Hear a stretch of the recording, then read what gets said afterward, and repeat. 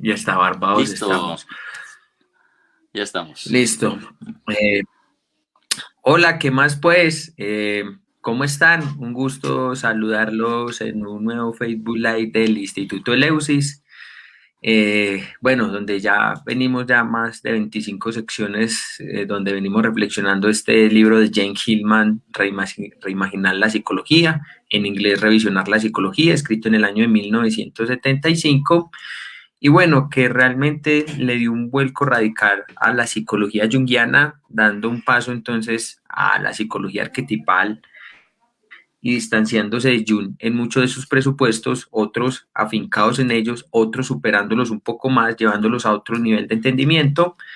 Y bueno, ya venimos reflexionando lo que es este último capítulo, que es deshumanizar la psicología y el por qué es importante deshumanizar la psicología para Hillman. Hillman constata que a pesar de que hay una línea muy delgada que divide a la psique del humano, intenta darle ese lugar primordial a lo que es el trabajo de psicólogo, el entendimiento de la psique, el entendimiento del alma en sus diferentes formas y entender de que el alma lleva procesos que son inhumanos, como él no lo ha mencionado en el texto y que ya nosotros lo hemos mencionado en varias ocasiones, y que al poder constatar es, sí, ya llegué, y al constatar esa diferencia, entonces Hillman también pone entonces al individuo también en un lugar de, de humildad, también de relación ante sobre los cuales él egoicamente no tiene ninguna incidencia, son procesos sobre los cuales él no tiene un nivel de entendimiento porque se dan fuera de esa lógica, de esa imagen que él puede llegar a tener acerca de esos procesos, sino que le empieza a dar entonces otras connotaciones muchísimo más imaginales, muchísimo más arquetípicas, y para esto toma este banco de imágenes que son los mitos griegos, entonces para constatar estas semejanzas que se dan en los relatos míticos entre el humano y los dioses, donde entonces había por parte en este caso del humano una reverencia y una alabanza en este caso hacia los dioses y un respeto hacia los dioses, porque sabía que ellos en algún momento no podían incidir sobre las fuerzas o las tragedias que muchas veces se dan en relación con los dioses, o esa fuerza que se les imponía por parte de un dios cuando los condenaba, por decirlo de alguna forma. Y bueno, entonces Gilman toma como esto también de referencia para darnos a entender y comprender de que en la depresión, en la ansiedad, en diferentes síntomas o aflicciones, ahí hay una imagen que transparentar, hay un Dios que hay que atender, que viene con su propia lógica, que viene con su propio entendimiento y que va mucho más allá de esta cuestión egocentrista humana de que todo gira en torno al humano. Gira, o sea, la experiencia se da a través de él, pero no le pertenece a él. Bueno, esto fue una pequeña introducción. Entonces, antes de presentar a Alejo, les quiero recordar que el Instituto Luces ya lanzamos la primera especialidad en psicoterapia junguiana, donde vamos a tener importantes referentes con quienes se va a estar dando esta especialización en psicoterapia, que es el doctor Enrique Galán Santamaría, quien se encargó de la traducción de toda la obra completa de Jung, que ya la tenemos completa, y otros seminarios más. También vamos a tener al doctor y psiquiatra Ricardo Carretero también, que ha escrito grandes libros también, como La psicoterapia junguiana y post-junguiana, Metáfora y símbolo también, y una conversación soñada con María, se llama María Zambrano, perdón si el nombre no es ese, no me acuerdo bien. Entonces, un poco eso, les quería comentar un poco. Ale también tiene su blog en Spotify, donde él da pequeños aforismos, pequeñas cápsulas, muy breves, muy cortas, pero con una gran profundidad y reflexión. Quien se tome el trabajo de pronto de pensarlas y reflexionarlas y mirar qué hay ahí, realmente se da cuenta que hay una riqueza muy importante para reflexionar y pensar los diferentes ámbitos de la psiquía, de la psicoterapia, de la educación, etcétera, etcétera. Y bueno, y yo los días miércoles estoy dando el curso del encuentro con la sombra, donde ya llevamos la primera sección. Y bueno, quien de pronto quiera estar interesado puede escribirme por ahí por inbox del instituto y bueno, que yo con mucho gusto le respondo. Bueno, ahora sí. Ale, buenas noches, ¿cómo estás? Hola, John, buenas noches.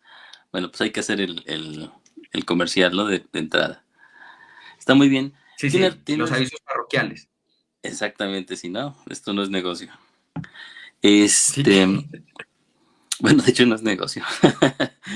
Pero bueno, para esta situación, John, mira, yo creo que ya llevamos con esta sesión, sería la número 26 de revisando el libro de Reimaginar la Psicología, platicando sobre él.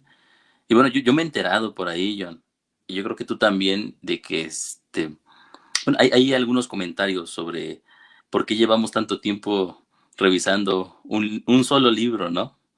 En esta cuestión. sí, Pero bueno, al principio yo les hacía la advertencia, ¿no? Es decir, yo creo que revisar un trabajo como este, una obra magna como la de Hillman, es un trabajo interminable, es un trabajo que lleva años. Yo le comentaba a John cuando iniciamos esta situación, cuando empezamos a hablar acerca de Hillman, que este libro yo llevo revisándolo decenas de veces. O sea, es uno de los libros que más he leído y releído.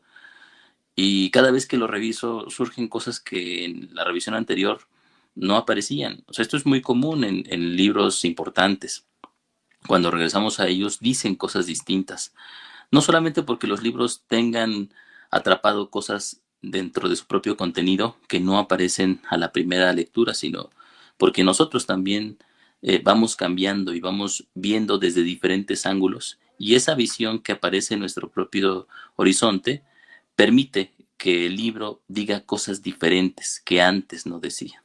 Entonces, el leer es una conversación, leer es un intercambio entre las ideas presentes en el libro, ¿sí? Vertidas por el autor, y las ideas con las cuales el lector lee.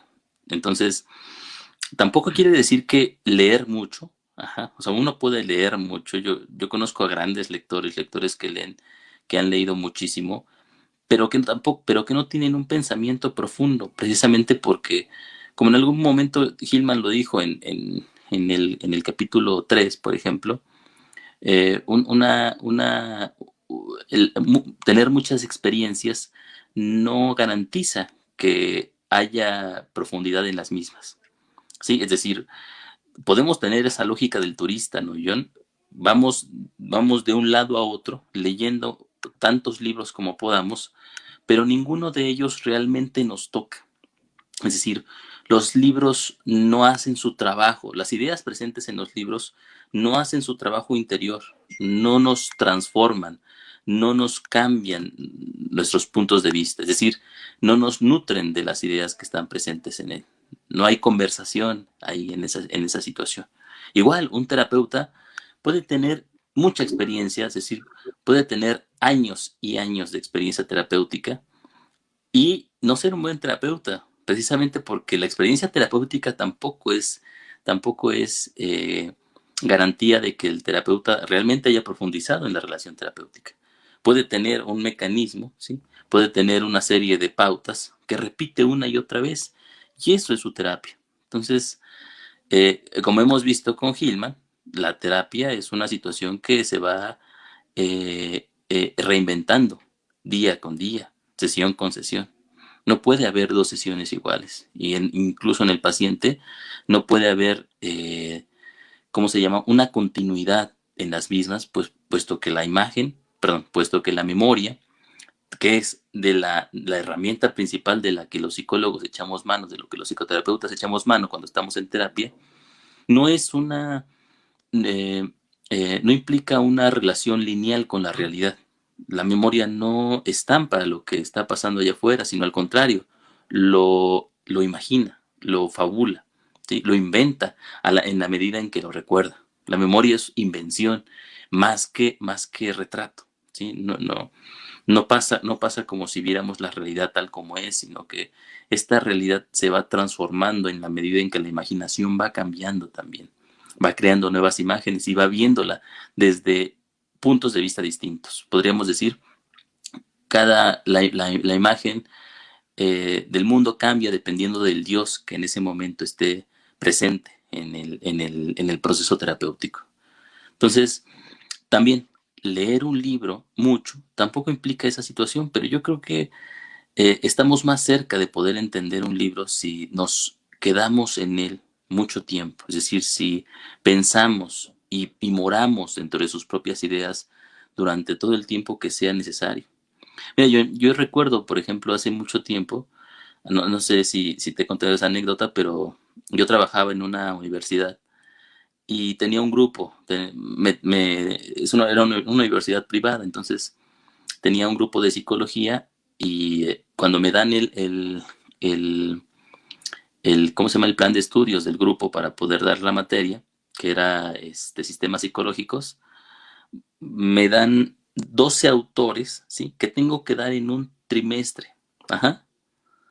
No, perdón, eran cuatrimestres en los que es decir, 3 meses y medio, John, en 3 meses y medio tengo que ver a 2 autores, a Freud, a Jung, a Karen Horney, a o sea, es Melanie decir, Klein. sí, exactamente, estaba Melanie Klein también.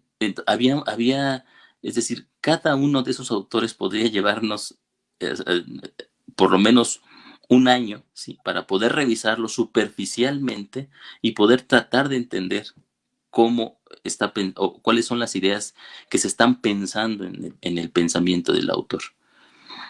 En otra universidad donde yo tenía mayor libertad de cátedra, di varios cursos, por ejemplo, de Freud, y o sea, un curso de Freud introductorio, un curso de Freud en donde solamente vimos los primeros textos y los analizamos y estuvimos en ellos un rato para poder entenderlos tal como se debía. Nos llevó un año completo y fue una introducción a Freud. Llevo años, llevo décadas leyendo a Jung, ¿no? Llevo muchos años leyendo a Hillman, llevo otros tantos leyendo a Gehry, que son mis autores de formación, de referencia, y no creo que esto vaya a terminar nunca, John. Es decir, yo creo que voy a estar leyendo Reimaginar la psicología cuando tenga, ahora sí que como dirían los creyentes, si Dios lo quiere, cuando tenga 70, 80 años, y me va a seguir maravillando, me imagino yo. Entonces hay que tener cuidado con esa situación. En esta época del fast food, ¿no? De la comida rápida, en donde todo lo queremos masticado, en donde todo queremos que todo pase lo más rápido posible. Terminamos un libro en una semana y a la siguiente ya estamos en el otro. Incluso antes de terminar el libro, ya estamos leyendo otro libro.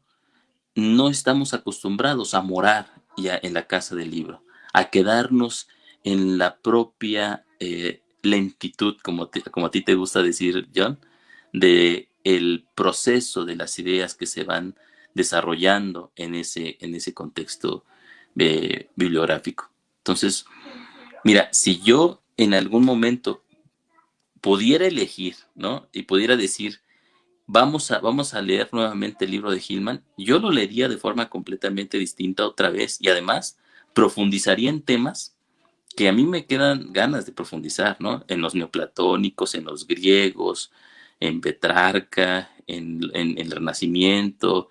Me gustaría, por ejemplo, mucho, ahí Hillman no lo menciona, pero una de sus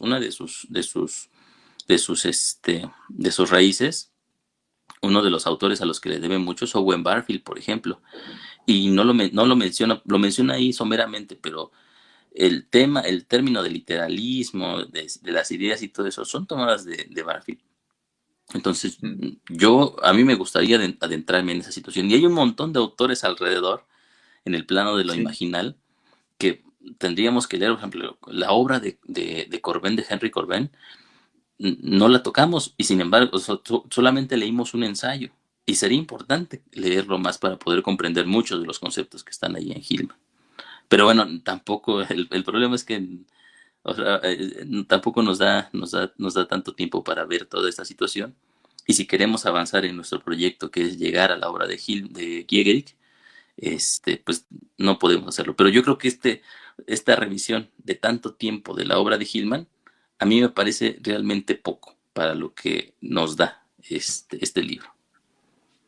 Sí, y yo concuerdo con vos en eso porque realmente la lectura del texto siempre va a ser diferente en un momento u otro porque ya vos tenés ideas, en el momento cuando lo volvés a leer ya vas con otras ideas, ya cambian como las formas de entendimiento y de reflexión que uno va teniendo en relación al texto. Y bueno, y nos han dicho eso también, y a mí lo que me llama mucho la atención es de estas personas que establecen esas críticas. Ahí está la cajita de los comentarios para argumentar, para hacerlo de manera crítica, analítica, profunda. O sea, nosotros le respondemos. Tanto Alejo como yo estamos también abiertos al debate. Pues o sea, yo creo que una de las cosas que más me encanta a mí es poder debatir con el otro. Entonces, más que decir que llevamos 28 secciones supuestamente hablando de lo mismo, porque no se toma el trabajo de escuchar, o como diría Enrique Eskenazi, que son tomates que tienen ceguera y sordera psicológica, más es como la posibilidad de poder escuchar lo que decimos, la forma en que lo decimos, pretender qué reflexión estamos haciendo en función de que cuando Ale y yo intercambiamos eso, más que decir, es que llevamos 28 hablando de lo mismo. Entonces, denos los argumentos claros, denos las ideas claras, profundicemos en eso y miramos y reflexionamos y comprendemos, pero ese es uno de los problemas que uno está lanzando así como así, que lleva así lo mismo, sin hacer ese trabajo de reflexión, de análisis y de mirar de lo que hablamos en cada sección, da cuenta de esa pobreza de pensamiento crítico, analítico y reflexivo. Y bueno, y para completarte un poquito lo que estabas diciendo, a mí me pasa eso mucho en terapia. Fíjate que los consultantes siempre hay veces me llegan con el mismo tema a la sección. Le dije, pero es que te va a llegar con el mismo tema a a la sección siguiente. Y yo sí, pero puede que en ese momento ya lo veamos de forma diferente a como lo vimos la semana pasada, porque siempre en ese transcurso ya ha cambiado algo, mirado algo. Y si el tema hay que mirarlo tantas veces sea necesario, nunca va a ver de la misma forma. Nunca, nunca. Exactamente. Muy bien, John. Pues bueno, seguimos entonces Sí. con nuestro tema de Hillman, John, y a mí me parece importante recalcar el subtema en el que nos encontramos, ¿no? Porque en base a esto Mm. estamos desarrollando las ideas que vamos a platicar. El subtema dice, la medida apropiada de la humanidad es el hombre, la de la psicología es el alma, ¿sí? Déjame, le quito ganancia a mí. Uy, ahí está. Entonces, ahora, es importante esta situación. Fíjate que una de las grandes quejas que se le hace a la psicología de Hillman y más tarde a la psicología de Yegedi, es el abandono que tiene por el plano del humano. Como la psicología en general se ha centrado, ya lo hemos dicho muchísimas veces, en la, ¿cómo lo podremos decir? El solapamiento de los procesos psíquicos en el plano del humano. Esta situación implica un achicamiento de lo psíquico. El alma, como la producción de imágenes constantes que la psique lleva a cabo, no se puede determinar solamente por el ser humano en el que se desarrolla esta situación. Tiene un contexto más profundo, tiene una situación más amplia que nosotros no podemos entender si solamente causalmente la reducimos a lo que está sucediendo en el hombre. Cuando, por ejemplo, la psicología, Freud empezó a dar ¿cómo se llama? Las primeras ideas acerca del trauma, por ejemplo, hacía un truco muy interesante, que era el ligar un proceso que ocurría en el presente a una situación que ocurría en el pasado, en la vida del sujeto, ¿así? Es decir, esto más tarde, por ejemplo, en la psicología junguiana va a derivar en lo que se llama la ecuación personal. Todo proceso psíquico para estos psicólogos está determinado por una vivencia del sujeto. O sea, las imágenes psíquicas, los sueños, estos procesos elementales, a pesar de que, por ejemplo, en Jung estemos hablando de un contexto arquetípico donde ciertas imágenes primordiales, donde ciertos centros, ¿cómo se llama? Energéticos en algún punto estén desviando o atrayendo todos los procesos, todos los complejos hacia hacia su propia deriva, al final, sí, lo que importa es cómo el ser humano se desarrolla en base a ellos, cómo el ser humano reacciona en base a esa situación. cómo el ser humano afronta esa parte. La individuación, por ejemplo, la individuación es del hombre, la individuación es la persona, las imágenes están ahí para poder nutrir al sujeto. La cura no es la cura del alma, es la cura del hombre, la cura del paciente. Y lo que se espera es la integración de la persona como el individuo, eh, de sus propios factores inconscientes. Entonces, estos elementos están ligados e integrados en el sujeto. Hay ahí, John, lo que llama, ¿cómo se llama? Lo que llamará Hillman una falacia, ¿sí? Es decir, una falacia antropocéntrica, en donde el sujeto se convierte en el centro de la psique. Lo habíamos visto en alguna ocasión, ¿no? Por ejemplo, Sí. en la mitología hindú, hay un dios primordial, ¿no? Es Brahma, nace de la nada, y él y los dioses que le siguen también van emergiendo de la misma, pero ellos mismos, como nacen después de Brahma, y como Brahma no recuerda cómo nació, creen que Brahma los creó, ¿sí? Entonces, todos giran alrededor de él y lo ven a él como si fuera el creador del mundo, del universo, de la realidad. Así nosotros, sí, nos hemos acostumbrado como personas del siglo XX, XXI, a percibir al ser humano y al individuo como el centro de la balanza, como el núcleo, a partir del cual, por ejemplo, los procesos psicológicos se van desarrollando.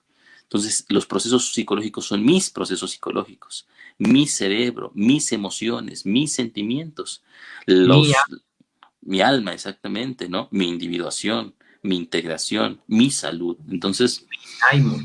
lo que nos dice Hillman con esta situación es que necesitamos pensar precisamente cómo es que este proceso se va decantando, cómo es que esta idea va tomando fuerza y se va convirtiendo en una situación, determinante de la propia, creación psicológica, y si es solamente eso y ya. Lo que nos dice Hillman y la crítica que él hace a esta postura precisamente es que cuando ligamos nosotros estos procesos al sujeto, les quitamos también su propia grandiosidad. Y esa grandiosidad se convierte en la grandiosidad del sujeto. El sujeto se infla con esos elementos. Por lo tanto, cuando el sujeto está inflado de importancia, ¿sí? De importancia psíquica, cuando el sujeto toma el lugar de los dioses, ¿sí? Y los dioses se convierten en expresiones de su propia vida, como por ejemplo, lo hemos dicho muchas veces, ¿no? Ya burlándonos de esa situación, los dioses de cada mujer, los dioses de la mujer madura, los dioses de cada hombre, es decir, mis dioses, ¿sí? O sea, ¿cómo me sirve el Dios a mí? ¿Cómo me ayuda el Dios a poder entender situaciones prácticas de mi propia vida? Bueno, todo eso es un achicamiento de esta dimensión y a la vez, ¿sí? También un desprecio, inminente de la propia, del propio papel del sujeto dentro de su vida y de su contexto cultural, psicológico. Es decir, parece como si el sujeto fuera, ensalzado, fuera alzado en un pilar de importancia. Pero mientras más alto el sujeto va elevándose, más, vacío se vuelve de sentido. Sí, perdón, más vacío de importancia. Ujú. Mientras más importancia, menos importante es. Esto lo podemos constatar, por ejemplo, lo hemos dicho muchas veces nosotros, en las obras, por ejemplo, de Byung-Chul Han, en donde nosotros podemos encontrar cómo esta hipertrofia de la individualidad del sujeto nos permite, perdón, no se convierte en una forma en que los sistemas económicos políticos alrededor de él utilizan ¿cómo se llama? La necesidad del propio sujeto, las necesidades creadas, por ejemplo, de crecimiento personal, de curación psicológica, y de etcétera, autoconocimiento. se convierten en una forma más de poder alienar al sujeto de su propio contexto cultural y, convertirlo en un ente no pensante que se explota a sí mismo pensando que lo que está haciendo es cuidar de sí. Sí, sí, eso me llama mucho, mucho la atención porque prácticamente cuando en el humanismo, y esto se habla de estas dinámicas entonces de la exploración del potencial humano, es decir, pero ¿a favor de quién? Como diría Nietzsche, ¿a quién está sirviendo esa situación? ¿Para quién es esa situación? Entonces, esto aquí nos pone en algo muy contexto de que realmente en el lugar terapéutico, ¿a quiénes estamos atendiendo nosotros? ¿A quién estamos sirviendo cuando estamos trabajando con el otro ahí? O sea, atendemos al síntoma, atendemos a esa situación con la que nos llega el consultante, atendemos a la persona, ¿a quién? Entonces, dicen que muchas veces es un trabajo, como lo plantean ellos, holístico, que el ser humano es un ser biopsicosocial y espiritual, por allá le meten un poco más, pero que aún así dentro de esa dinámica hay una fragmentación y algo por lo que él no puede optar, que es esa integración, porque en tanto más él anhela esa integración, más desintegrado va a estar en el sentido de que hay lógicas o hay una que se le imponen donde él no puede cambiar y que lo fragmenta. Entonces, pensar que él es el centro de todo, pensar que todo gira en torno a él, que es su individuación, que es mi depresión, que es mi ansiedad, que es mi angustia, que es mi crisis existencial. Entonces, estamos en un lugar donde nos estamos responsabilizando, o sea, el ego de que algo, que eso es de él, que él es el que tiene que hacer algo con eso y aún así no es capaz de hacer algo con eso, porque resulta que eso es una lógica, una imagen que se le impone sobre ante la cual él no puede hacer nada porque lo subyuga, lo pone en un lugar muy diferente en el que él se encuentra todo el tiempo. Entonces, ¿qué va a pasar, por ejemplo, cuando Hillman entonces denuncia que la única forma que tuvo el alma de aparecer en Occidente fue a través de la patologización? Entonces, si el ser humano opta, como dice Byung-Chul Han, por ser un sujeto de rendimiento, de productividad, por ser un sujeto de éxito, de autoconocimiento, ser libre, exitoso, etcétera, etcétera, el síntoma va a aparecer como un lugar de decirle, oiga, venga, usted no es esa grandilocuencia o esa importancia que constantemente le dan.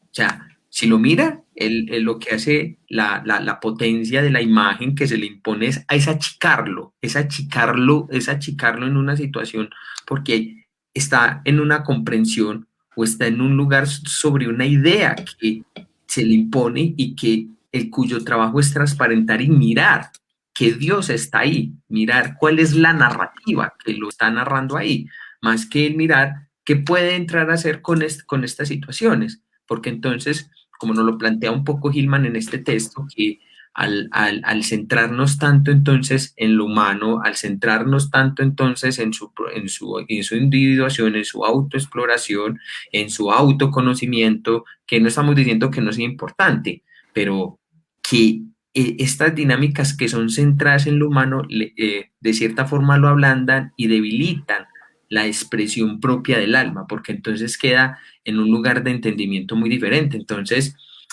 ahí es donde Hillman plantea entonces que realmente se está utilizando entonces el alma al servicio del humano, es decir, que el alma tiene que estar al servicio mío, de mis necesidades, de lo que yo quiero y hacia dónde yo me quiero desarrollar. Pero entonces, realmente pensar esta situación, pensar el alma, es decir, que viene con sus propias imágenes, donde ahí hay una idea que está narrando y que no le pertenece al humano y que no pertenece a su individuación y que esa y que esa imposición que se está dando ahí no va a beneficio de yo desarrollarme, de que mi personalidad crezca, o que yo tengo que aprender algo de esta ansiedad, que yo tengo que aprender algo de esta depresión. No. Kidman lo que plantea es que eso es un proceso que es inhumano, que hay que acompañar y que hay que entender, que puede que salgas transformado, puede que no pase nada, no, en tanto que tú puedas acompañar ese proceso, pero entonces si utilizamos esto que tiende a pasar porque, como dicen por ahí, no, si te vino esta depresión, te vino fue por algo, tienes que aprender a parar, tienes que aprender a ir un poco más despacio, tienes que aprender a dejar trabajo, te vino esta ansiedad, tienes que aprender tal cosa, te vino la crisis existencial, tienes que procurar más tu sentido de vida, te vino entonces la angustia, tienes que aprender tal cosa, entonces, mire que se está utilizando esta lógica donde el ego no logra entender lo que está pasando ahí al servicio de él, que vas a aprender, que vas a mejorar, que te vas a autorrealizar. Y Gilman lo que nos plantea aquí es que realmente el poder atender la imagen, aquello que se nos impone, sin darnos a nosotros importancia, es poder acoger al alma, darle lugar al alma, a su narrativa, a su idea, a su expresión, a su síntoma, y que nosotros como psicólogos, como psicoterapeutas, como nos lo plantea Hillman en psicoterapia, es decir, el cuidado del alma es cuidar ese proceso, acunarlo, mirar cómo se sigue desarrollando el mismo, que no va en beneficio para el individuo, sino para el alma misma. Entonces, esto es un factor muy importante aquí, porque entonces, ¿en qué situación nos pone? O sea, que realmente hay que hacer un trabajo donde el psicólogo tiene que deshumanizar, es decir, descentrarse de lo humano, porque dentro del síntoma, entre esa situación ya está, ya ahí está integrado la ecuación personal. Ya eso está dentro de ahí, porque como nos lo menciona Gilman,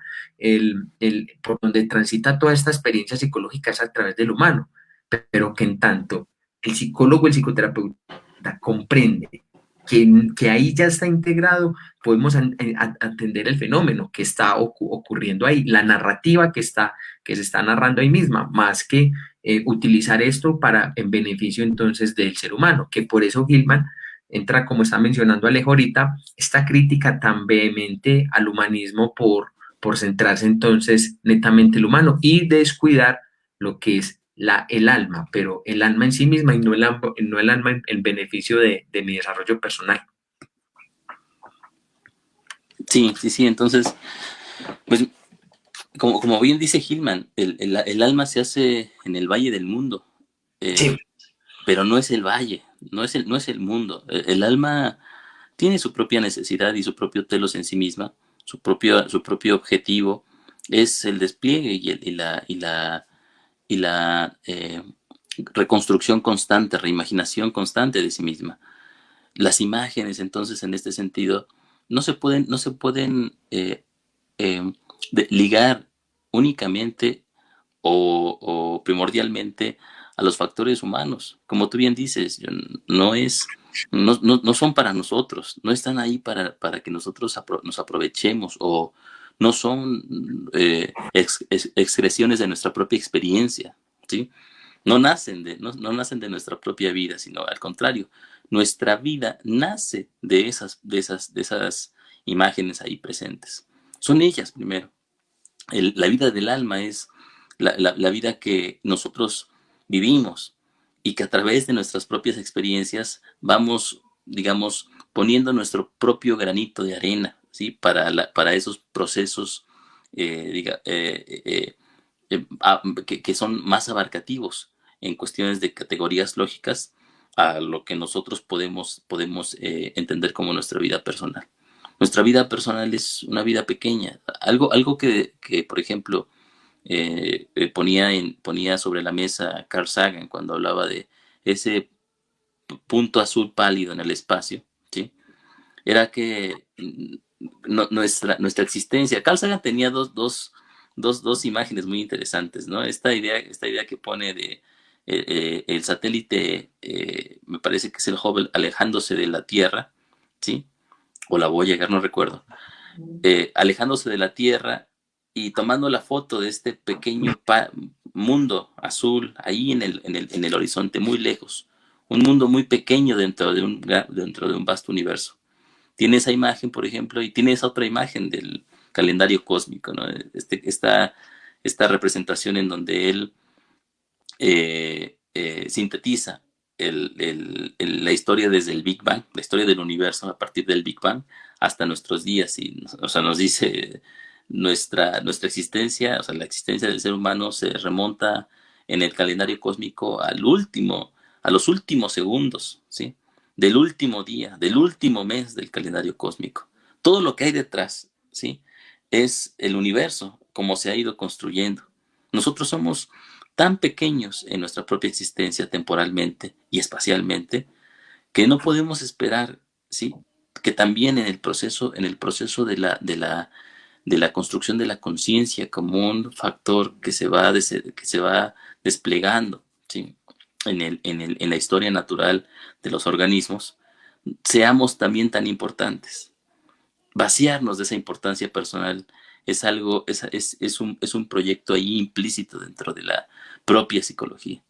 Porque aunque parezca que no lo, aunque no lo premeditan como tal, pero sí lo señalan.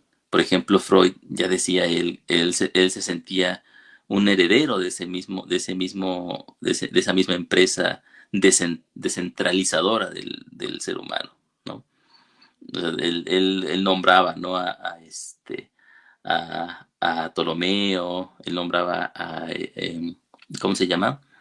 A Darwin, por ejemplo, como grandes pensadores que habían quitado del centro del pensamiento, del centro, perdón, que habían combatido este pensamiento centrista, antropocentrista, ¿sí? De la realidad. Y él proponía que su propia idea de la psicología, de la psique, también era una idea más en este descentramiento del sujeto. Pero bueno, al final siempre todo se centraba en el individuo como tal. Pero Hillman nos hace esta acotación, nos hace esta observación importante, ¿no? Si nosotros nos centramos en el sujeto, también nos salimos de él, también le quitamos importancia, porque el sujeto, yo, digamos, no solamente es lo que es decir, no solamente es lo que al sujeto le parece que es, sino que el sujeto es el sujeto y su negación. El sujeto es el sujeto y lo que no alcanza a saber qué es.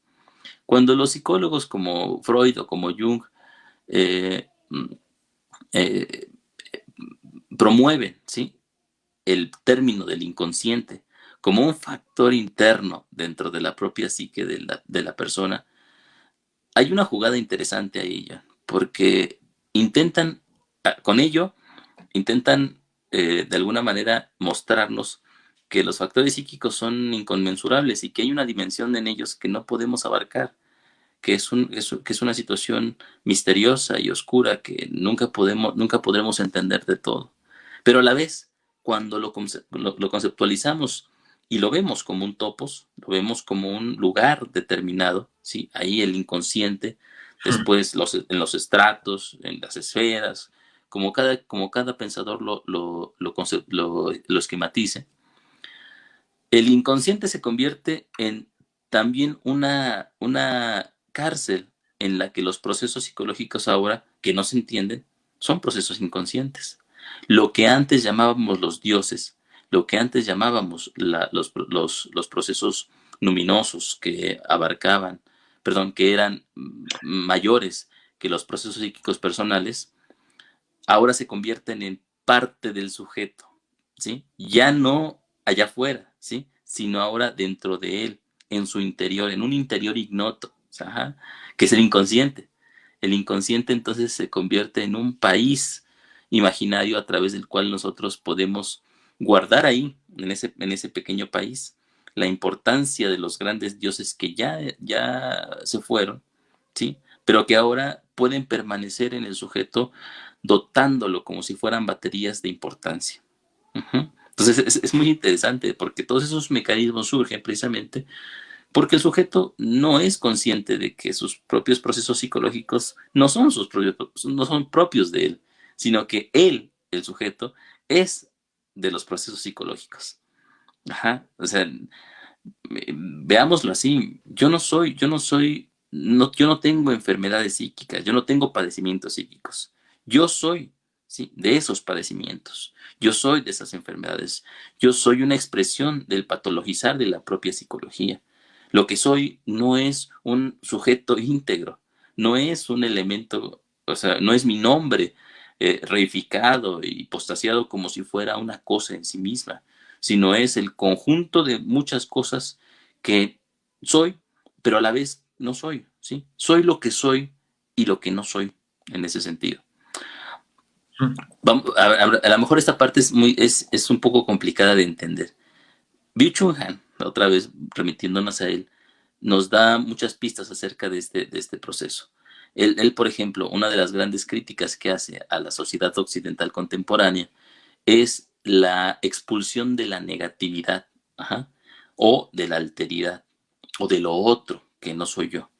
Sí, para él, por ejemplo, la expulsión de lo distinto, de aquello que me complementa, pero que no soy yo, ¿sí? Se convierte en una necesidad primordial de la cultura occidental para poder determinarse como una cultura de la velocidad, una cultura de la transparencia, una cultura del esfuerzo y de la dedicación, ¿no? Del trabajo. ¿Sí? Una cultura eficaz solamente puede ser Y de la eficaz, sí, eliminando los elementos, eliminando el ruido entre las pistas. Sí, yo cuando hago, por ejemplo, yo el podcast, yo, o sea, no solamente grabo la voz, sino que además de grabarlo, elimino el ruido que hay entre el diálogo. ¿Sí? Voy eliminando, voy editando mi propia voz para que quede lo más lineal posible, o sea, que el discurso sea continuo. Estas muletillas, ¿no? Estos elementos que forman parte de mi propio léxico, no aparecen en el podcast, porque yo lo he embellecido, yo lo he maquillado. Bueno, la sociedad occidental contemporánea hace eso, elimina el ruido, elimina las cosas que no son necesarias, elimina el misterio, elimina la lentitud, elimina lo oscuro de las relaciones sociales y económicas. En ese sentido, lo negativo, ¿sí? Es aquello que niega la propia posición en la que yo estoy. Por lo tanto, la posición de mí como sujeto occidental es una posición siempre firme, porque porque se ha eliminado lo negativo en mí. Lo que pueda negar mi propia posición en este momento ya no está. Por lo tanto, eh, parece que mientras eso no esté, yo cada vez puedo ser más yo mismo, ¿sí? es una Pero, mismidad. Byung-Chul Han le exact, llama mismidad. exactamente, pero el problema es que mi identidad, John, y la identidad de cada uno de nosotros es lo que soy, pero también aquello que he expulsado de mí, lo que no soy y que tengo que recuperar. Jung le llamaba a esta dimensión la sombra, ¿sí? Es decir, aquello que me pertenece, pero yo no sé que me pertenece. Sin embargo, otra vez, el concepto de la sombra es un concepto hasta cierto punto muy personalista, ¿sí? Nosotros podríamos ver una vertiente distinta en esta situación. La sombra, en ese sentido, no es otra cosa sino la reificación, sino la imagen presente, la imagen que se presenta, ¿sí? De un proceso continuo, dialéctico, en donde el sujeto siempre está enfrentado a aquello que no es. O sea, lo que yo soy es aquello que yo creo que soy, aquello que me determina como persona, ¿sí? Pero también aquello que me está determinando más allá de mí. Yo soy yo y el alma, podríamos decirlo, ¿sí? Pero en el momento en que el alma también me constituye, dejo de ser yo, ¿sí? Soy yo y mi negación de mí mismo.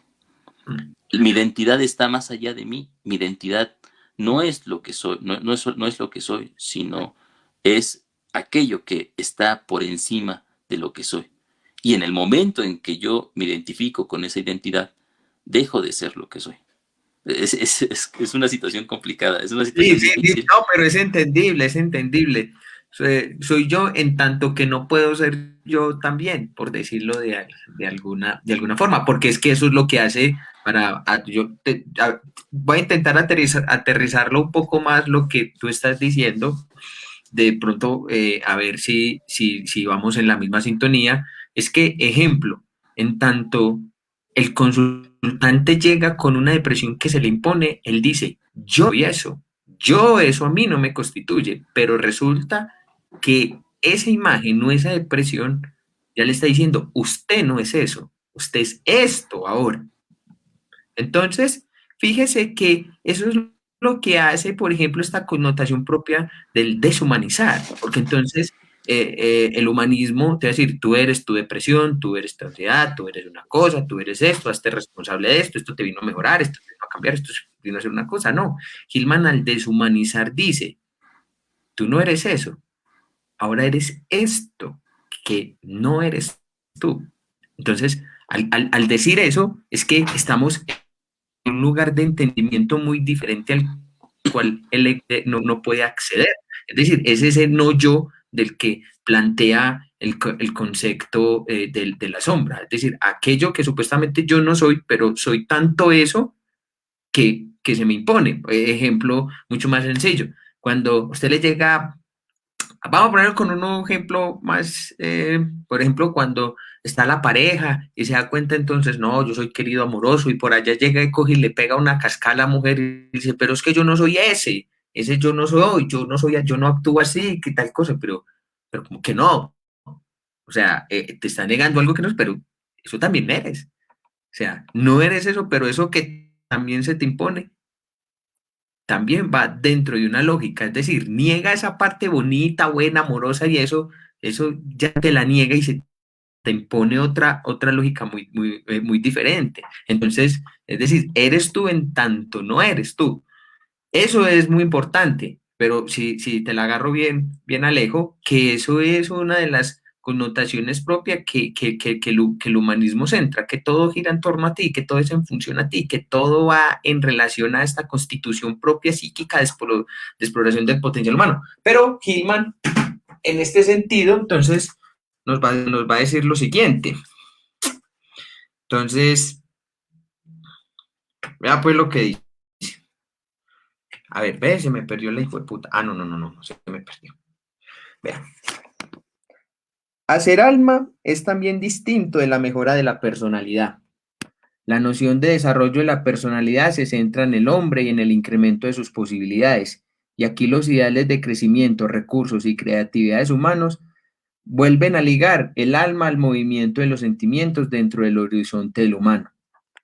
En relación a eso, es que se está refiriendo un poco a lejos, es decir, los sentimientos y aquello que se impone entonces, se piensa que va en el horizonte del humano, pero resulta que cuando el hacer alma se impone, no va al horizonte del humano, va al horizonte del alma misma. Entonces, ahí es solamente tú eres el receptor o la proyección de ese proceso que se está dando ahí. No sé si lo aterricé un poco más. Sí, el micrófono. Sí, perdón. Ah, ya está. Sí, te decía que completamente de acuerdo. Y fíjate que surge una pregunta. Es una pregunta que ya hemos respondido muchas veces, ¿no? En esta situación y la tenemos clara desde el principio, precisamente porque, mira, está. Mira qué bonito se ve. Ay, sí, Eh, mira.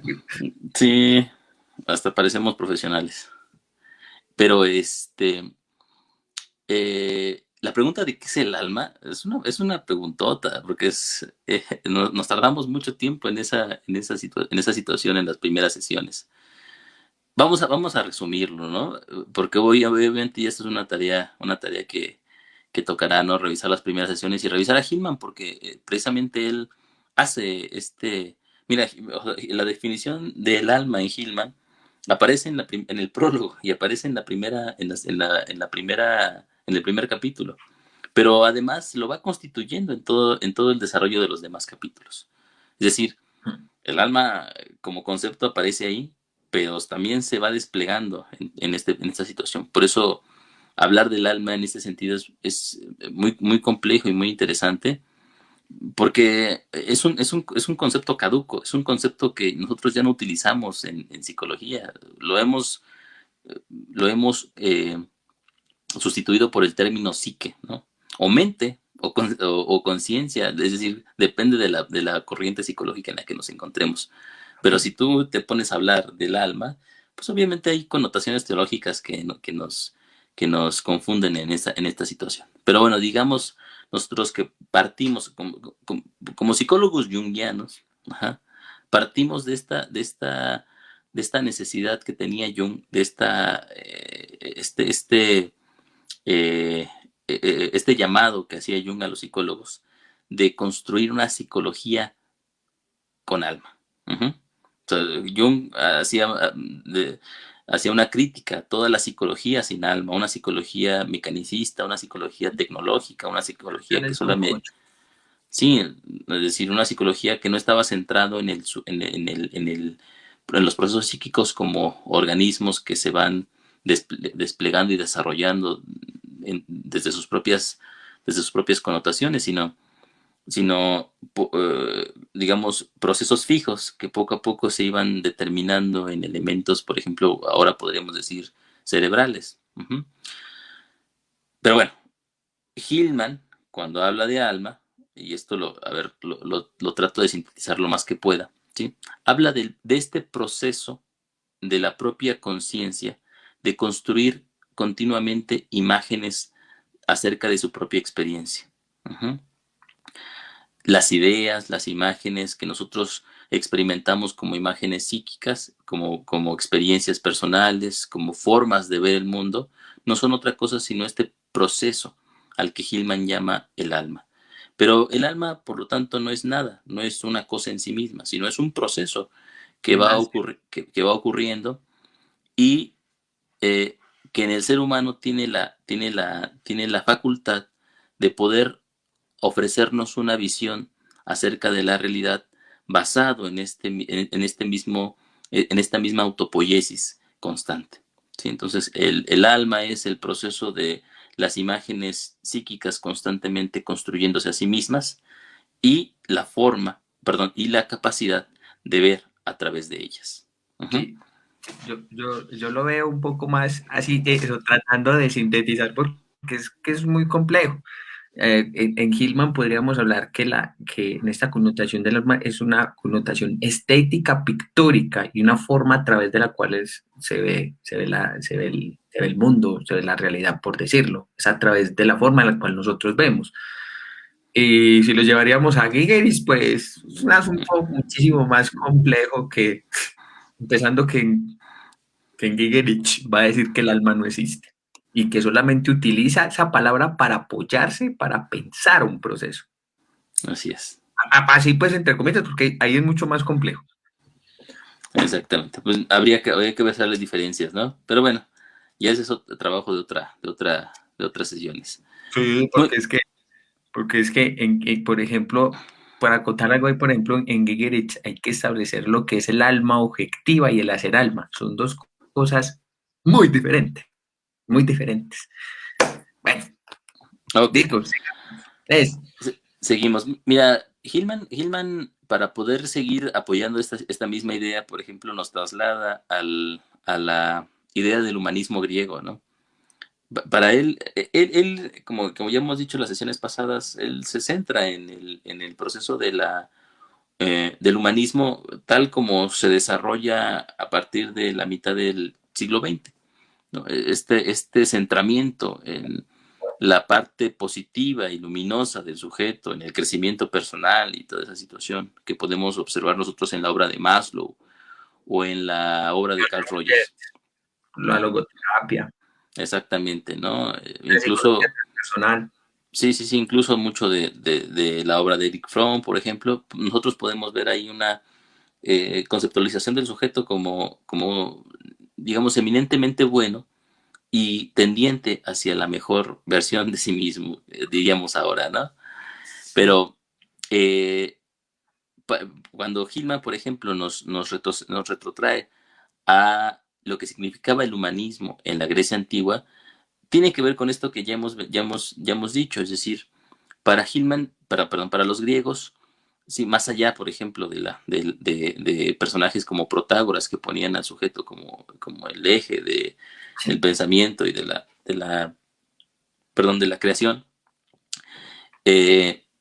los griegos siempre tenían una idea, ¿sí? De que antes que el sujeto, antes que la persona estaban los dioses, ¿sí? Los dioses son primordiales, los dioses son anteriores a... Y los dioses no derivan del sujeto, los dioses no son no son percepciones de la persona, no emanan de él, sino al contrario, el sujeto siempre está a merced de los dioses. Ya lo habíamos visto en alguna otra sesión, habíamos hablado, por ejemplo, de la Ilíada, ¿no? Como la Ilíada está construida de tal manera que las acciones que aparecen en el campo de batalla no son otra cosa sino piezas en el juego de ajedrez, en el movimiento, en el juego, en el interjuego entre los dioses allá en el Topos Uranos, en el Olimpo. El Olimpo está desarrollando una serie de relaciones entre los dioses y esas relaciones entre los dioses tienen un reflejo que es lo humano como tal, ¿sí? Ahí hay una connotación un tanto platónica en donde las ideas allá precisamente en el topos uranos desembocan como sombras en nuestro propio mundo. Nosotros somos sombras de los dioses en ese sentido. Nosotros somos digamos, hasta cierto punto marionetas, ¿sí? Que van desplegando su movimiento a partir de las decisiones de procesos más abarcativos, más extensos, más profundos. Y Y complejos. eso, y complejos, exactamente. Complejos en el sentido no de difíciles, sino de la complejidad de las relaciones que hay entre ellos. Y eso nosotros no podemos evitar pensarlo cuando hablamos o cuando nos damos cuenta de las inmensas, ¿cómo se llama? Variedades de determinantes que hay alrededor de nuestra propia vida, ¿sí? ¿Qué es lo que yo soy? ¿Y qué determinó eso? Hay un montón de elementos ahí detrás, ¿sí? Que tienen que ver con no una causalidad lineal, sino con una causalidad de verdad ingente. Es decir, si yo pensara, ¿sí?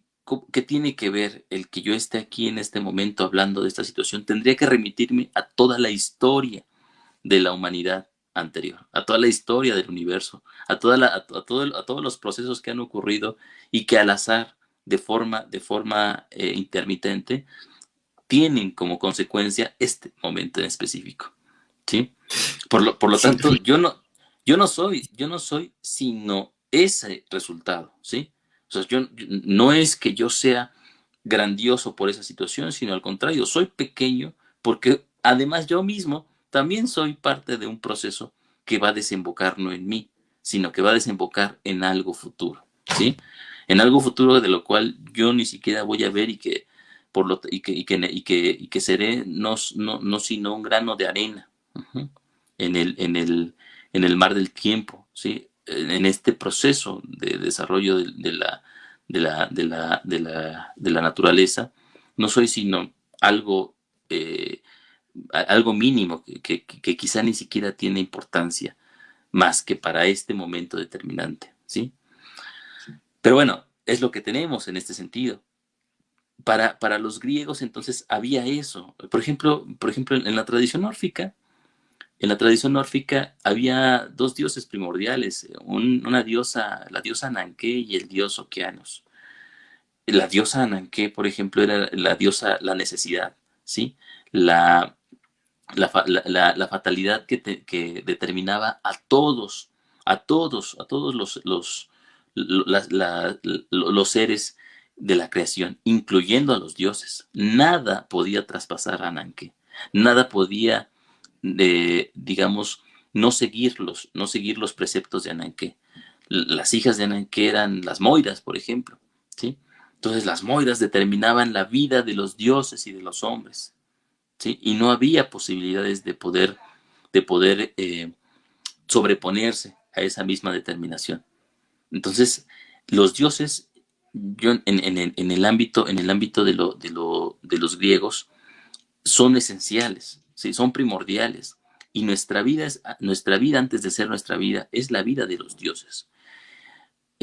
Para Hillman, por ejemplo, si podríamos hablar de un pecado, sí, que a lo mejor él no estaría de acuerdo en esta situación, pero lo podemos utilizar como figura retórica en este momento. El gran pecado de la cultura occidental es haber olvidado que los dioses están allá arriba de nosotros y que nos determinan, y pensar que nosotros somos los dioses. En relación a lo que vos estás diciendo, voy a hacer un pequeño paréntesis, que de ese cuento, o sea, un psicólogo es alguien muy culto. Hillman era súper cultísimo, Jung era persona súper cultísima, Giger ni se diga. Entonces, en el campo en el que nosotros nos encontramos como psicólogos, o sea, realmente la cantidad de conocimiento que muchas veces toca abarcar para poder comprender esos procesos que ha hecho el alma sobre ella misma es importante, porque eso nos ayuda, como dice Ale, a ubicarnos en el momento en que estamos, en el momento en el cual a través de las imágenes con las cuales vemos al mundo, eso es muy importante. Fíjate que me hiciste acordar, cerrando paréntesis, me hiciste acordar de una escena de la película de la Odisea, cuando entonces Odiseo desafía a Poseidón. Si los ven, me acuerdo muy bien de esa escena, de la película. Acuerdo, hablo de la película. Si lo ven dioses de los mares y de los cielos, yo, Odiseo, un simple mortal, logré lo que ustedes no pudieron. Entonces, al desafiar los dioses, entonces Poseidón les dijo, vas a navegar por las infinidades de mis mares sin poder llegar a Ítaca. Y hay una escena donde ya Poseidón muy furioso, entonces, esto lo utilizo como retórica nomás para apoyarme, para pensar un poco, entonces coge y llega un momento y se alborotan las olas y todo, entonces Odiseo le dice, ¿qué quieres de mí? ¿Qué quieres de mí? Que entienda que los hombres sin los dioses no son nada. Y quiero que sufras mucho más. Es decir, que en tanto a nosotros se nos impone una imagen, un Dios, y no le damos lugar, el sufrimiento va a ser mucho más, hasta que llegamos a entender que hay un entendimiento, una lógica que se nos impone, que necesita ser acogida, que necesita ser atendida, que es una forma a través de la cual vemos al mundo. Ahí el alma, como ya lo hemos dicho muchas veces, ve a través de la aflicción. Por eso decía yo muchas veces que es preferible mm, estar al servicio de un Dios que ser esclavo de una manía, por decirlo de alguna forma. Entonces es ahí donde muchas veces la importancia de deshumanizar la psicología y atender el proceso que se está dando ahí es muy importante. Es muy importante porque nos pone, es decir, en un lugar de entendimiento totalmente diferente que nos excede a nuestro entendimiento, que excede a nuestra forma de ver las cosas, porque toca entender un proceso que está ahí y que, bueno, que pone desde otro lugar que nos está haciendo sufrir, que nos hace sufrir, que nos hace ver la vida chiritos, pero no hay otra forma, atender al Dios, hay que atenderlo, hay que darle su lugar. Así es, exactamente. Y fíjate que el gran problema es que, aunque no lo veamos, aunque no lo sepamos, siempre estamos sirviéndole a un Dios. Lo vimos en el capítulo 3 cuando hablábamos acerca de las ideas y la ideología, ¿no? Decíamos nosotros que de repente, bueno, más bien comúnmente, las personas nos centramos en una sola idea y sin pensar, digamos, encarnamos esa idea constantemente o metemos al mundo y a la realidad, a las personas que nos rodean en esa idea particular, y esa idea la reificamos y la convertimos en un ídolo. Cuando convertimos una idea en un ídolo, estamos sirviéndole esa idea sin saberlo, ¿sí? Estamos obsesionados por esa idea determina todas nuestras propias relaciones personales y con nosotros mismos, e incluso nuestra vida está llevada a cabo por esa idea, ¿sí? La idea del dinero, la idea de la sabiduría, la idea de la espiritualidad, por ejemplo, que es tan común por estos lares, ¿ya? La idea del crecimiento personal y todo eso, son ideas a las que le servimos nosotros. La idea, son ideas de las que somos esclavos, por lo tanto, en el sentido de que no somos conscientes de que estamos esclavizados por ellas. En el sentido de que no somos conscientes de que, de que somos siervos eh, eh, separados de la conciencia de la servidumbre. Ajá. Y las llevamos a cabo, las llevamos a cabo todo el tiempo y ofrecemos nuestra vida completa, todo el transcurso de nuestra existencia a esas mismas ideas. Sí, lo que dice Hillman es, bueno, no tenemos que hacerlo, es decir, no es una obligación esta situación. Lo que podemos hacer también es observar, darnos cuenta de que las ideas son están en constante flujo y en constante creación y recreación de sí mismas. Lo que nos toca a nosotros como sujetos, lo que nos toca a nosotros como psicólogos es la aceptación del politeísmo, de este mismo proceso, ¿sí? Y la asunción de que constantemente podemos ver a través de ideas que son cambiantes, ¿sí? No fijarnos en una idea, sino poder centrarnos en la variedad y en la miriada de ideas que están ahí y que son el contexto, el aire que respiramos psicológicamente. Uh-huh. Sí, Fíjate, fíjate, hace una determinación, perdón, una observación Hillman muy interesante en ese sentido. Somos como terapeutas, ¿sí? La palabra terapeuta tiene como significado el que sirve a los dioses. Ajá. Entonces, nuestro labor como terapeutas, John, por ejemplo, en este sentido, o sea, nosotros no somos psicólogos solamente, sino somos terapeutas. Nuestra labor es cuidar y prestar atención a a este contexto anímico, a los dioses como tales, no a la persona, no al sujeto que está ahí frente a nosotros, sino al Dios. El Dios que aparece en forma de patología, el Dios que aparece en forma de síntoma, el Dios que aparece en forma de un contratiempo en la vida del sujeto, aquello que lo niega, aquello que le dice que el sujeto es más de lo que es. Eso que el sujeto no quiere asumir, eso que el sujeto no quiere admitir, es el Dios. Uh-huh. Y nosotros estamos ahí para cuidarlo, no al sujeto, para cuidar al Dios. sí, ojo, y eso al humanismo es algo que de pronto le choca, que no le gusta mucho porque la connotación que hace una parte del humanismo también es utilizar a los mitos o a estos relatos para repotenciar el yo. O sea, es decir, más que para entrar a amplificar, es decir, de dar cuenta de un proceso que se está dando ahí, de una lógica que se impone, entonces ponemos el mito al servicio de la necesidad, entonces de mi ego, de mi potencial humano, de reificar mucho más el ego, pero más que entender que el mito como una realidad arquetípica en sí misma, que dan cuenta entonces de un proceso. Mm, Me hiciste acordar un poco que es como muy importante realmente dentro de este trabajo y que Hillman lo hace. Gigerich lo va a entrar a profundizar un poco, muchísimo más, a establecer como esta diferencia entre esta diferencia psicológica, esta diferencia entre lo psíquico, las cosas que le pertenecen al ego y que el ego puede hacer, pero las cosas que también le pertenecen al alma, como Alejo estaba diciendo.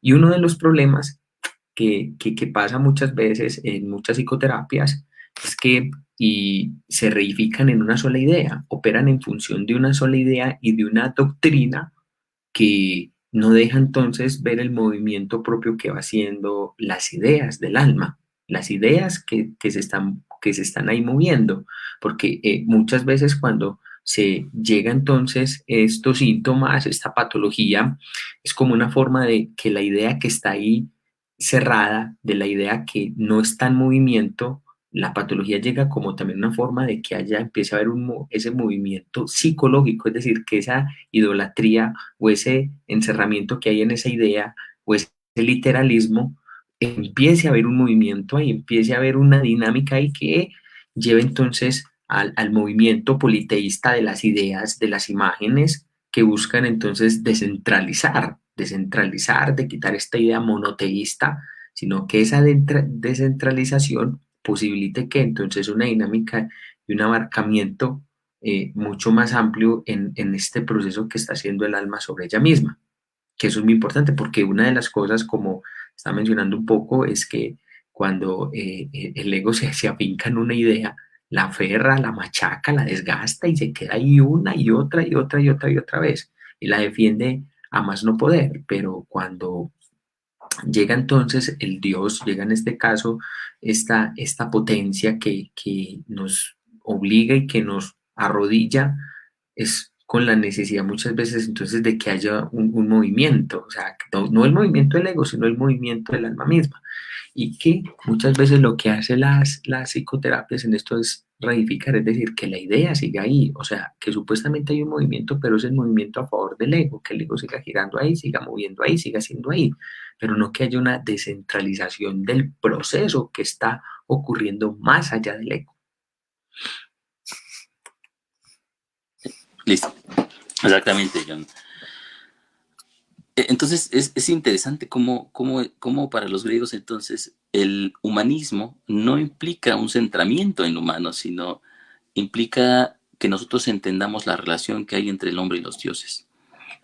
En términos de Hillman diríamos entre el hombre y el alma, ¿sí? Lo que más tarde Hegel llamará la diferencia psicológica. Hmm. Si no entendemos esta situación, si no entendemos la determinante, lo determinante que son estos procesos psíquicos y lo autónomos lo autónomos que nos parecen, entonces en ese proceso no estamos ni atendiendo a la vida de los dioses, no estamos ni atendiendo a lo que nosotros llamamos el fenómeno psicológico, ni tampoco estamos atendiendo al proceso humano. Y perdemos ambos, perdemos tanto la dimensión psicológica como la dimensión humana al no hacer la diferencia entre ambas. Cuando mezclamos, cuando relacionamos sin criterio estos dos elementos, no le hacemos justicia ni a uno ni al otro. Y por lo tanto, vaciamos de conciencia a ambos. De los griegos, John, más tarde Hillman nos da el salto hacia el Renacimiento. Ajá. Otra de las épocas interesantes, ¿no? Ya habíamos hablado de esto en el primer capítulo, pero va a volver otra vez, regresa otra vez Hillman a esta situación, porque para él, por ejemplo, el regreso en el Renacimiento, sí, perdón, el centramiento del Renacimiento nos habla de, ya habíamos dicho esto, una de las épocas en donde las imágenes psíquicas cobraron importancia primordial en el arte, en la política, en el pensamiento. Y por lo tanto, cuando regresamos al Renacimiento, regresamos a aquella época de florecimiento después de la Edad Media, sí, después de una época en donde hay algo interesante aquí que me gustaría recalcar. Si nosotros nos damos cuenta, por ejemplo, hay eh, en la filosofía griega una rivalidad, podríamos decirlo, un diálogo constante entre las ideas presentes en Platón y las ideas en Aristóteles.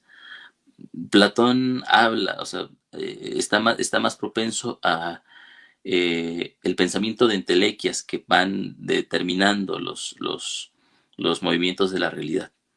En cambio, Aristóteles se centra más en procesos naturales, en procesos que son que pueden ser determinantes en este momento actual. Por ejemplo, las ideas aristotélicas están muy presentes en la construcción de la ciencia como proceso. La Edad Media, por ejemplo, ¿sí? Está determinada, y sobre todo la Alta Edad Media, cuando empieza también ya a gestarse las semillas para el pensamiento científico, está determinada por las ideas aristotélicas. Uh-huh. Ahí está Santo Tomás, ahí está Alberto Magno, digamos, bebiendo de las ideas aristotélicas. Galileo Galilei también veía mucho las ideas aristotélicas en ese tiempo también. Así es. Y cuando llega, por ejemplo, el Renacimiento es un contraste, el Renacimiento es una revisión, ¿sí? Del pensamiento a través de las antiguas ideas griegas que son rescatadas vía ¿cómo se llama? Los filósofos de Oriente, ¿sí? Los filósofos de ¿cómo se llama? No recuerdo cómo se llama. Bueno, como, filólogos como Averroes, que retoman todo el pensamiento griego y vuelven otra vez a reconstruirlo, ¿sí? Pero centrados sobre todo en el pensamiento platónico. Por eso muchos de los pensadores en el Renacimiento se llamaron los neoplatónicos, ¿sí? Vuelven otra vez a revisar a Platón. No lo entienden del todo, ¿sí? Es decir, no es una revisión fiel de esta situación. Y eso está bien porque precisamente eso permite que haya una reconstrucción de su pensamiento. Pero, digamos, vuelve otra vez a ver este diálogo entre Aristóteles y Platón en una época diferente.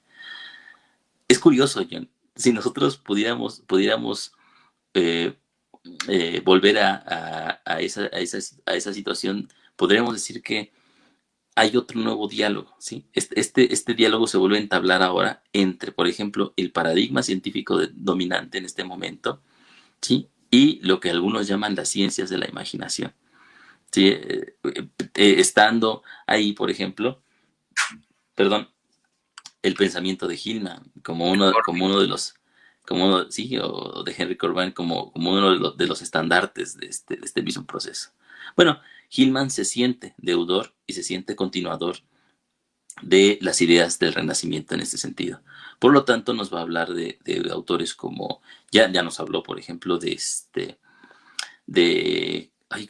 se me va el nombre, de Giordano Bruno, ¿sí? Pero en este momento nos va a hablar de Petrarca, nos va a hablar de Marsilio Ficino, ¿sí? Y a través de sus propias ideas va a ir enseñándonos cómo es que se puede crear a partir de ello una psicología no centrada en el sujeto, sino centrada en el alma. Pero bueno, eso ya será tema para otra ocasión. ¿Vas a leer el comentario? Ah, precisamente, me leíste la mente yo, ¿no? Estaba viendo el comentario. A ver, déjame ver, es que no lo he leído bien, pero nos dice Oralia Millán. A ver, déjame ver. Ahí está. Ah, qué bonito. La idea de tal vez seamos algo mínimo, insignificante de Alejandro coincide con la esencia del libro del libro El Ser Uno. De quién es ese libro? No lo conozco. Si nos pudieras decir, Oralia, estaría genial. Estamos constantemente siendo lanzados a continuar el proceso dinámico de creación y recreación que no se detiene nunca. El ser, el alma rueda a seguir un proceso de generación. Exactamente. Completamente de acuerdo. Como Dios se sigue diciendo, el terapeuta relanza al paciente que ha detenido este proceso dinámico al entrar en el proceso patológico o estático de la enfermedad. Podría ser, a lo mejor aquí yo en base en base a la visión de Hillman, sí, basándome simplemente en él, yo podría decir que no solamente es que o sea, porque El- podríamos decir que el resultado de la enfermedad es la falta de conciencia de los dioses, ¿sí? Pero los dioses también tienen enfermedades, los dioses también son enfermos, los dioses, el mundo de los dioses es un mundo mórbido, ¿sí? Trágico. Está lleno de tragedia, está lleno de matanza, está lleno de maldad, está lleno de destrucción Vida. alrededor de... Los dioses son realmente bastante inhumanos. Por ejemplo, el libro de Job, ¿no? Cuando ya hablamos acerca del dios de Occidente, de Yahvé, de Jehová, cuando hablamos de este Dios, Job, por ejemplo, está en una posición en donde el infortunio lo ha tocado, ¿no? Fíjate que hay una teoría, John, ahí, por ahí entre los que hablan acerca de la historia de la Biblia, que dicen que el libro de Job solamente, originalmente tiene esta parte en donde Job ¿cómo se llama? Sufre la plaga, sufre la pobreza, sufre la enfermedad. Pero el prólogo, sí, el prólogo donde el diablo, donde Satanás eh, hace un pacto, hace una apuesta con Dios en ese sentido para probar a Job, viene después históricamente. Originalmente, la única situación es esta donde Job sufre infortunio, ¿sí? Sus congéneres, sus amigos, por ejemplo, una vez que ha perdido a toda su familia, sus bienes y su salud, sus congéneres llegan hasta él y le dicen, piensa en lo que estás haciendo, ¿no? Piensa en lo que has hecho, por qué te han castigado de esa forma. Es decir, ve sus enfermedades como si fueran una consecuencia de algo, como si fuera un castigo de... Pero cuando llega Dios y lo confronta. Si lo confronta, no lo confronta como un sujeto frente a él, lo confronta como una fuerza natural, como algo que está más allá de su propia comprensión. Y es precisamente lo que Dios le recalca. ¿Cómo me puedes cuestionar? Yo estoy más allá de tu comprensión. Y es cierta esa situación. La relación del hombre con los dioses es más allá de su comprensión. La patología, por lo tanto, no es la consecuencia de la decadencia del sujeto, sino al contrario, es la imagen más viva de los dioses en la relación con el sujeto. Por eso, el segundo capítulo del libro Reimaginar la psicología de James Hillman, que estamos revisando, se llama precisamente patologizar o hacer alma. Es decir, la manera más viva que tiene el alma de hacerse a sí misma es la patologización. Crear enfermedades y morbilidad es la deformidad, es la forma básica de la propia imagen en sí misma. Nosotros obviamente preferimos las imágenes tranquilas de crecimiento, de elevación y toda esa situación. Son Claro, imágenes espirituales. Hillman ya lo recalcaba, por ejemplo, en su artículo de Picos y Valles, cómo crecimiento. exactamente, cómo las imágenes elevadas, ¿sí?, nos remiten a esta situación libre de la oscuridad y de la maldad y de la patología. Pero las imágenes que pertenecen a la psique, al alma, son imágenes profundas, oscuras, ahí en el pantano del alma, por ejemplo, podríamos decirlo. En la humedad, donde surgen los elementos más pútridos de nuestra propia realidad, ahí está el alma, ¿sí? El alma no está en lo bonito ni en lo elevado, sino está en lo más decadente de nuestra propia existencia. Sí, en lo más denso, en lo más oscuro, en lo más despreciable, ahí en la aflicción y en la fragmentación. Por eso, optar por eso de que mi alma y que estoy siendo espiritual es una huida precisamente al alma. Bueno, a todas las personas que nos acompañaron pues en este Facebook Live, muchísimas gracias. Les recordamos pues entonces que el Instituto Eleusis va a estar lanzando su primera formación, la especialidad en psicoterapia junguiana. Arrancamos el 17 de abril con la presencia del doctor Enrique Galán, Ricardo Carretero y de otros grandes exponentes internacionales de la psicología junguiana. Y también recuerden entonces seguir entonces las cápsulas de Ale en Spotify, lo pueden buscar como Mito de la Realidad. Vos lo estás publicando en otro, no me acuerdo, que es Antorcha FM. Lo que pasa es que como un receptáculo de podcast que se llama Anchor, pero Anchor es propiedad de Spotify. Entonces, el podcast lo pueden ustedes escuchar tanto en Spotify como en los podcasts de Apple y también en los podcasts de Google. O sea, lo pueden encontrar en esas tres plataformas. Sí, lo buscan ahí, Mito de la Realidad y bueno, realmente eso es muy interesante. Yo me coloco eso y en la fábrica y uno ahí se entretiene y piensa, pero hay veces me lo tengo porque no puedo. Entonces, a todas las personas pues que nos acompañaron, muchísimas gracias, que tengan una excelente noche y que descansen. Nos vemos dentro de 8 días. Hasta luego.